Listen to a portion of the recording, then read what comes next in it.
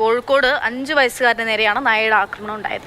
കുറ്റിച്ചിറ സ്വദേശി ഇർഫാന്റെ മകൻ ഇവാനാണ് പരിക്കേറ്റത്. വീടിന് സമീപത്ത് കളിക്കുന്നതിനിടെയായിരുന്നു കുട്ടിയെ നായ ആക്രമിച്ചത്. 5 വയസ്സുകാരൻ ഇവാന് കൈക്ക് നല്ല രീതിയിൽ തന്നെ പരിക്കേറ്റിട്ടുണ്ട്. നായയുടെ പല്ല് നല്ല രീതിയിൽ തന്നെ മുറിപ്പെടുത്തിയതായിട്ട് ചോരപ്പാടുകൾ തന്നെ കാണാവുന്ന രൂപത്തിലാണുള്ളത്. കോഴിക്കോട് കുറ്റിച്ചിറയിൽ ഇന്നലെ വൈകിട്ടാണ് സംഭവം. ഞാനിപ്പോൾ നിൽക്കുന്നത് ആ വീട്ടിലാണ്. വീടിൻ്റെ പരിസരത്ത് നിൽക്കുന്ന സമയത്താണ് ഇത്തരത്തിൽ തെരുവു നായയുടെ ആക്രമണം ഉണ്ടാവുന്നത്. ആ CCTV ദൃശ്യത്തിൽ നിന്ന് വ്യക്തവുമാണ്. എപ്പോഴായിരുന്നു ഇങ്ങനെ സംഭവിച്ചത്? ഇന്നലെ വൈകുന്നേരം 4 മണി 4:30 സമയത്താണ് സംഭവിച്ചത്.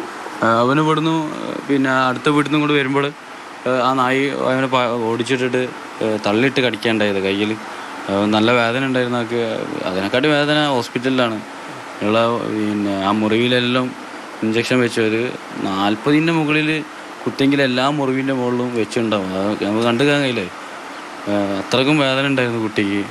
ഇങ്ങനെ ഒരു കുട്ടിക്ക് ഉണ്ടാവാതെക്കട്ടെ. ഇതിനെന്തെങ്കിലും ഒരു നടപടി തീർച്ചയായിട്ടും ഉണ്ടാവണം. ഈ തെരുവുനായി ഗേറ്റ് കടന്നതിനകത്തേക്ക് പ്രവേശിച്ചു. ഇവിടെ ഗേറ്റ് കുട്ടികൾ എൻ്റെ മക്കൾ വേറെ വലിയ മക്കൾ ഇവിടെ കളിക്കുന്നുണ്ടായിരുന്നു. അപ്പോൾ ഗേറ്റ് ഇവിടെ തുറന്നിട്ടുണ്ട്. അപ്പോൾ ഇതിൻ്റെ ഉള്ളിൽ നിന്നാണ് ആ നായ അങ്ങോട്ട് പുറത്തേക്ക് പോയിണ്ടായിരുന്നത്. തെരുവുനായ തന്നെയാണ്. നായയെ കണ്ടപ്പോൾ ഇവന് ഭയം ഓടി. ഇവൻ ഓടി ഉണ്ടാവണം. അതിൽ ആ ദൃശ്യത്തിൽ അങ്ങനെയാണ് കാണുന്നത്. ഇവൻ തിരിച്ചു ഓടുന്നുണ്ട് ആ വീട്ടിലേക്ക് തന്നെ. അവിടുന്ന് അവനെ തള്ളിയിട്ടിട്ട് കടിക്കാനുണ്ടായത്.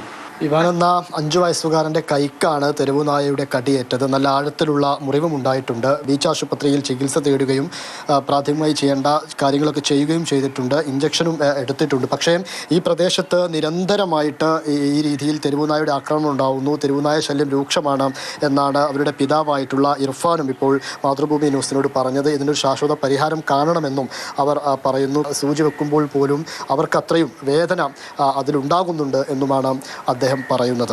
മനോജ് പയ്യന്നൂരിനൊപ്പം ഇംതിയാസ് കരീം, മാതൃഭൂമി ന്യൂസ്, കോഴിക്കോട്.